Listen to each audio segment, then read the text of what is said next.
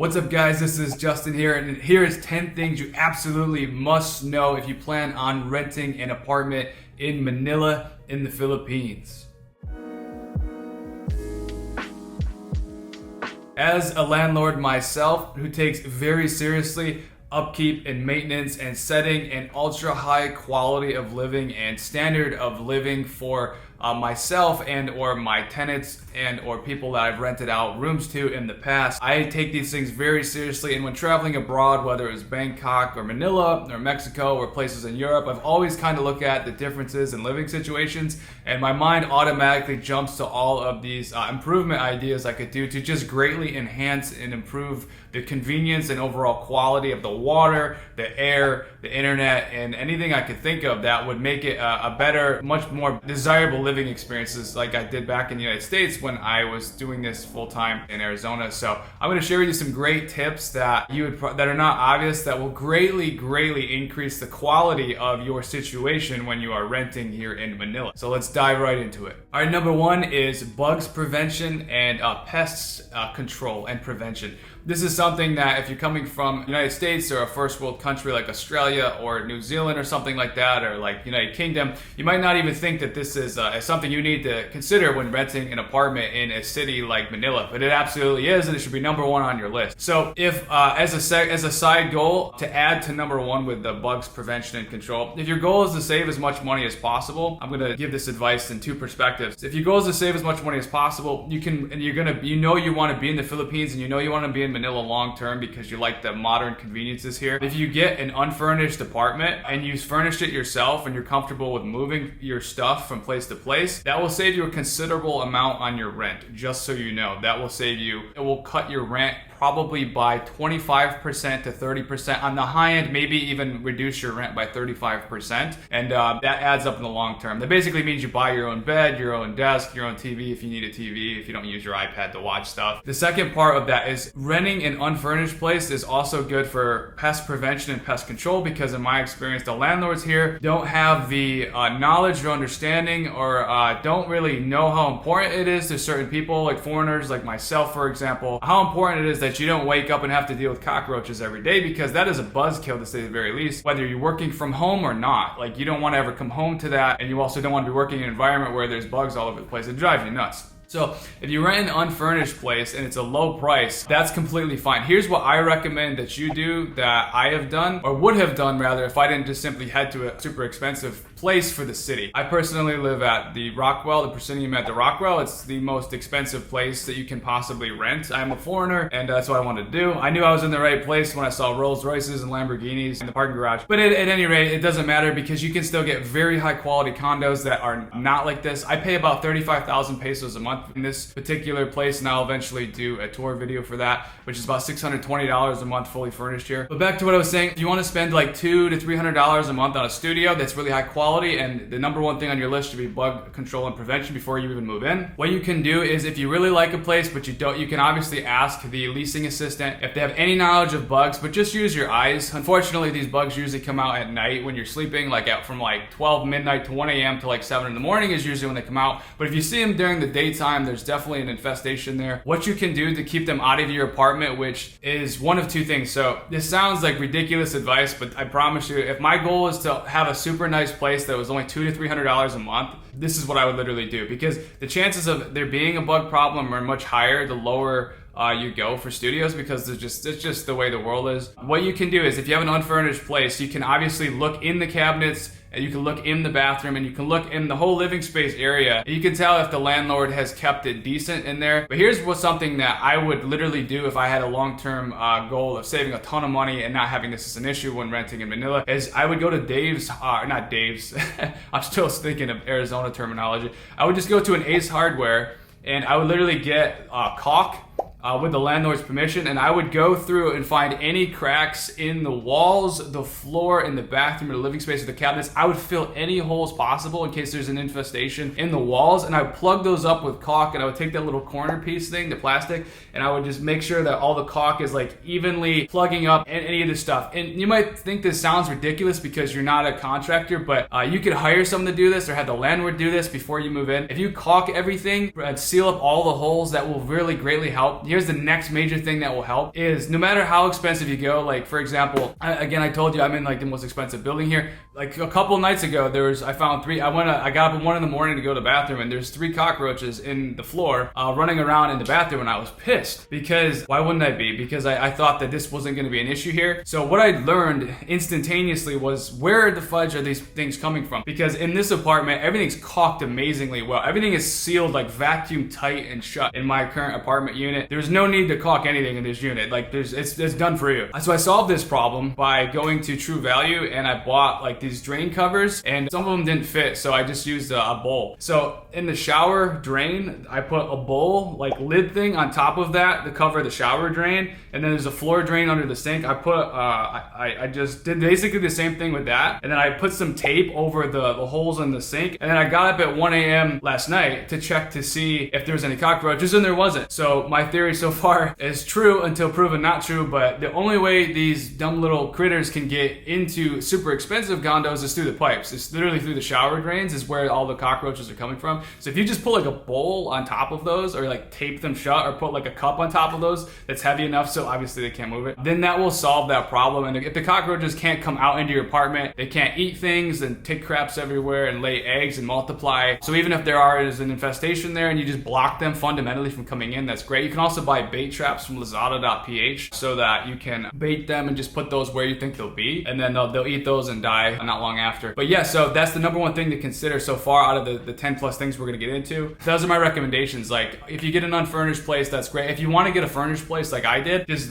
use common sense and look around, use your eyes. Like when I came to this place, I looked at the floor, I looked at the cabinets, I looked at the bathroom. Everything was sealed so vacuum tight shut, and so I didn't need to do that. But if I wanted to cut my rent by 60 to 70%, I could. Because this place is $620 a month US. I could go get a place that's like $240 US that has a great view, it looks nice. The only downsides would be I would have to take extra steps and do stuff like that, which for like, and I'd be willing to do that anyway. It saves a ton of money long term if that was important to me. It's not, but if it was important to you, that's something that I would definitely consider. Okay, so major problem number 2 to solve before you ever even rent an apartment or condo here in Manila is figuring out how or what you're going to do about your internet, your Wi-Fi. So PLDT is the top Wi-Fi company here, and in some rare cases, depending on where you live, you can get legitimate, like you can get actual Wi-Fi through PLDT, an internet service provider, an ISP company, and sometimes you can get it without signing a fixed contract. Usually if you go on their website, they're going to say you need to sign a 24-month or 36-month contract. There are instances where there's a contract-free situation, but it depends on where you move to. At the Proscenium at Rockwell, I got introduced directly to a representative of PLDT, and they connect me with his Viber, and he did tell me, I won't say his name, but he did tell me that he could set me up in a contract-free Wi-Fi plan. But another option that I found which works great for me, which is 999 Philippines pesos per month, and that's reloadable, it's prepaid, it's $18 a month US. It's the Rocket Wi-Fi 5G Smart Pro, and you pay just under 16,000 pesos, which is just under $300 USD one time,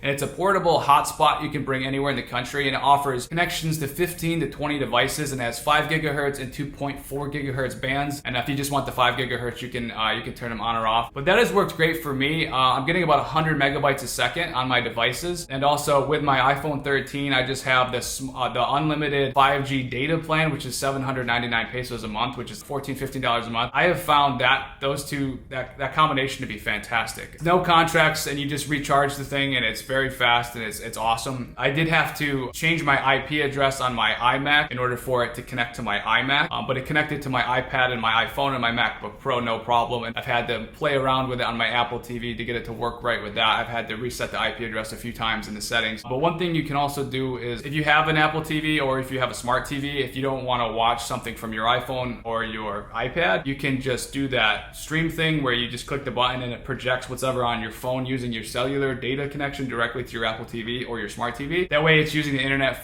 directly from your SIM card on your phone, which is, in my opinion, the best possible one. I usually get like 150 to 200 megabytes a second with my phone connection, and the Smart Bro I usually get between 100 and 150 depending on the situation. That's just a major awesome problem to solve, is getting reliable kick-butt Wi-Fi that is contract free and is also portable and reliable. So you can also turn your iPhone into a hotspot as well in many cases, or your iPad into a hotspot as well, depending on what year and make and model your Apple devices are, if you have Apple devices. For Android I wouldn't know, but yeah, that's the second major thing to consider and to know know in advance before you rent here. And another thing is electric and water are usually bills that are not included in the base rent. That's another thing to consider when you're looking at rent prices. Usually the dues for the building are usually included. So if you're renting in a building like me and there's like a gym and a pool and all that and the security guards, all of that is usually included in the rent, but the water and electric and the Wi-Fi is usually separate. So make sure to add that into your budget as well. So for number 3, I've had good experiences with both the window air conditioning units where it's just in a window, and then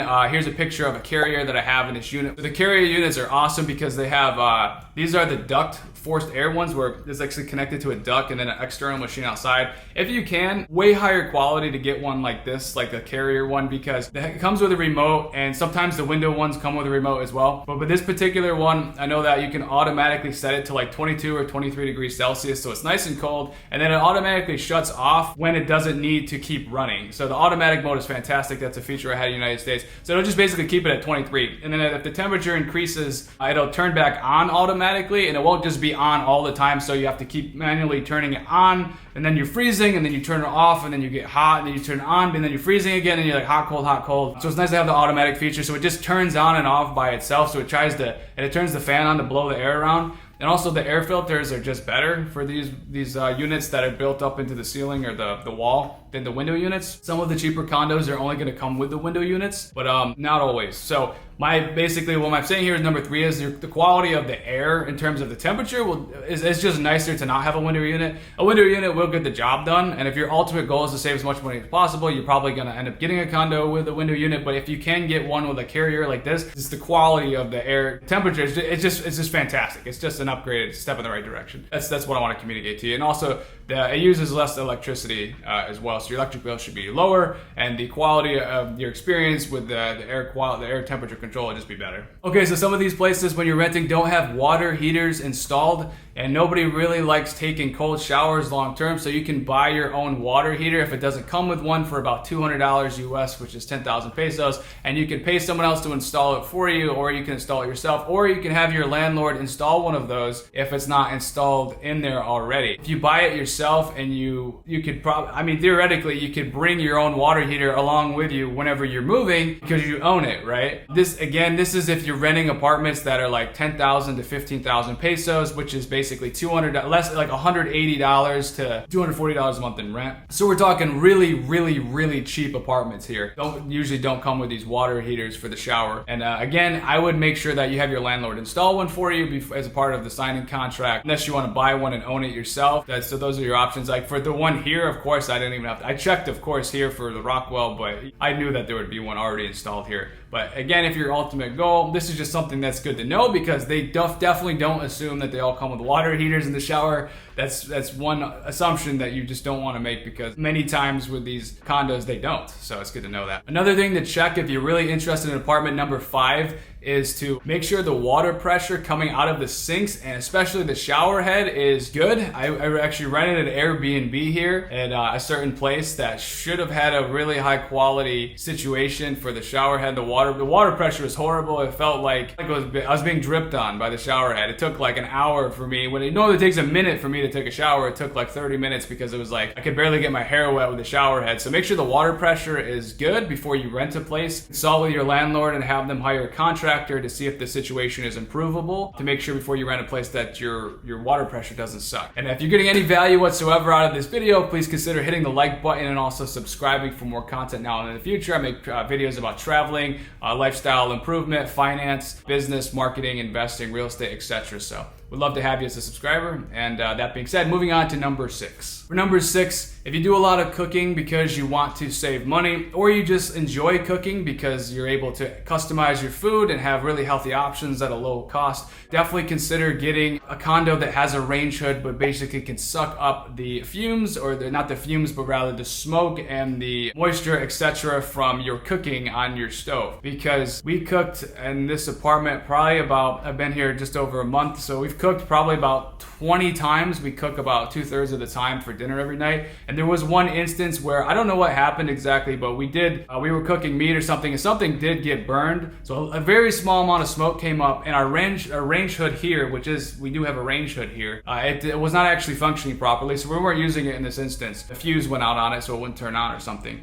And the fire alarm did go off, and it was horrible. We couldn't turn it off. Finally, building maintenance came up here, and they turned it off. He made a call and turned it off. It was so loud, it like destroyed my ears were practically bleeding, and I couldn't even think. I felt like I was in a movie for a second there. It was nuts. It was like one of those moments where you feel like you're like, what is going on? It's hard to think when it's that loud. Having a range hood is good. Avoid having the fire alarm get triggered. So our landlord's awesome, and she had a contractor come out and repair the fuse. So now we have our range hood fully working. This is obviously something that's very nice if you're going to be doing a lot of cooking. We cook for dinner practically every night. It saves us money and allows us to eat really nutritious foods, and it's also fun to do. And having that range hood is a game changer. It's not necessary, but it's very nice to have if you can get one, to just suck up any possible smoke if you accidentally burn something, or just the moisture if you're boiling stuff. It's just nice to just have it go up out of the pan into that. So definitely take that into account when you're renting a condo here. It's a very nice thing to have. Okay, number 7, get a Drain-O or solution for unplugging your shower drain and sink drains, because there's probably the landlords oftentimes don't think of stuff like that when it comes to unplugging any hair that got stuck in the shower drain, and it's just annoying when you get a lot of backflow and stuff comes back up. So here's the one I bought from True Value. It's a great store that's all over. You can also probably get it from one of the Ace Hardwares. Buy something like this and then use it to unclog or dissolve any hair in the sinks, the kitchen sink, the bathroom sink,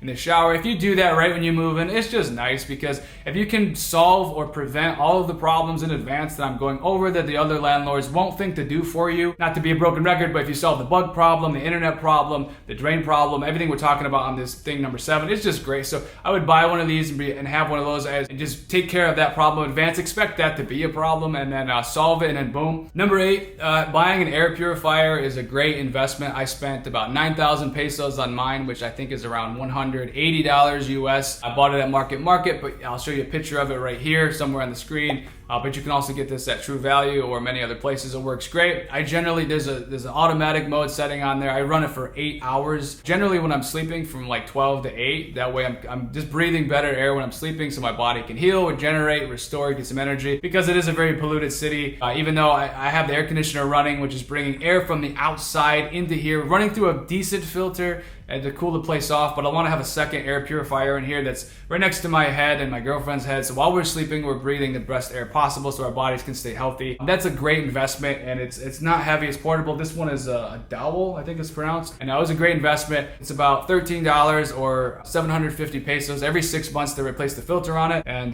yeah, I just think having that air purifier is a terrific investment. If you're going to be living in the city longer than 3 months, I think that's something you should definitely consider doing. I'm happy I did it. And number 9, so we just talked about filtering or purifying the air. It's nice also to purify or filter the water, not for drinking, but that's also a good idea. I was actually referring to the shower though. There's one on Amazon you can order and ship to Philippines or bring with you if you're not already here, or you can buy one locally. I'm sure they have them locally. So basically, I'll show a picture somewhere. There's a filter you can unscrew the shower head, put this filter on, and then put the shower head on. Depending on, make sure you look at your shower first to make sure it's going to be compatible. It should. Basically, the filter will purify the water, or it'll add vitamins to the water like vitamin C and other good vitamins to the water before it hits you, and so that your hair and your skin doesn't become completely dried out as a result of the city water here in Manila. Although it is a humid country because it's a tropical country, the city is quite dry during certain seasons, and in the season we're in right now in July, it's been dragged on, and it's supposed to not be the dry season right now, I don't think, in July, but it feels pretty dry here to me compared to Thailand. Thailand was super like wet, and I felt like my skin was always very not dry and like moisturized when I was in Thailand, but when I came to Manila, my face and my lips and I feel pretty dry all the time here, and I'm pretty sure it's related to the air and the water. That's why I recommend this is one thing to add massive value to your situation if you're going to be living in Manila long term. So just making your water better, making your air better, so you're breathing better air and you're having better water for your skin and your hair. The better you look, the better you feel, the better you feel, the better you look. So it's not a bad choice to invest in that because it's not expensive and it makes a difference. Okay, number 10, having filtered water delivered directly to you. So there's a couple options for this. I prefer the store-bought brands because I'm from the United States and I just like to see a brand that looks good, that looks official, and that has minerals added to it. So I just use the grab app, but I have someone bring me 4 of those 6-liter Summit branded waters about every 5 days, just 5 to 7 days, because my girlfriend and I drink a ton of water. That's what I like to do. But you can also talk to the administrative staff at your residences where you're renting a condo, see if they have any advice about water services for people bringing you water. You can definitely go a lot cheaper, and they'll bring you whenever you basically need it, those blue jugs full of water that's supposed to be purified or filtered. It's not that I don't trust those vendors or those businesses, because I'm sure most of the time they do a good job, but I, again, just prefer to pay a little extra for the store-bought brands, because the quality of water going into my body, under my skin and my hair, and the quality of air I breathe being in Manila,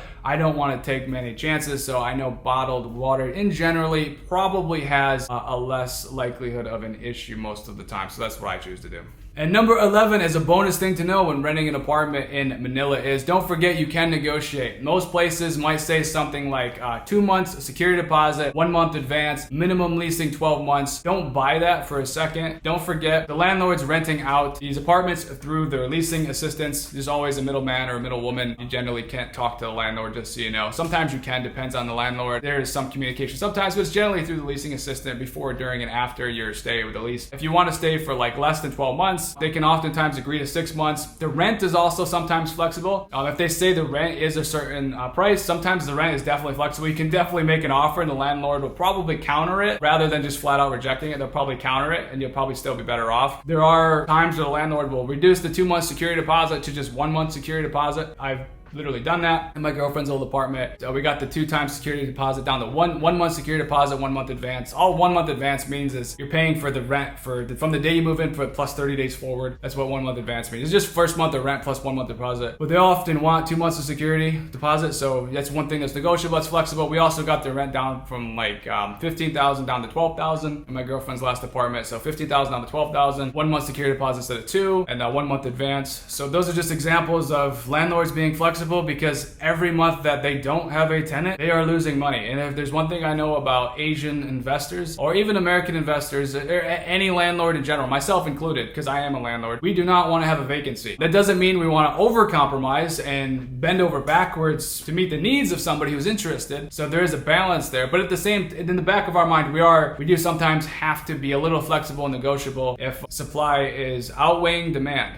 In my case, as a landlord, I lived in Arizona, super populated city, so I always had a flood of 50 people interested in my stuff when I was renting out my places in Arizona. So I could be very, very selective and choosy. But the folks here, marketing's different, the situation is different. So you have a lot more power as a renter here to negotiate and get yourself the best deal possible and put in any conditions that you might want to have done. This has been Justin Spencer. These have been my experiences renting in Manila so far. I hope you got a tremendous amount of value out of this video by learning all the problems I didn't know I would have to solve when I got here that were pain right in the butt. And if I had known all these things in advance, it would have made it a lot easier to be productive on my business, the other things that I care about, because I would have been so distracted by constantly finding ways to solve all these problems I didn't think or know to solve. So cool. I'll see you on in the next video. Hope you have a great day, and bye for now.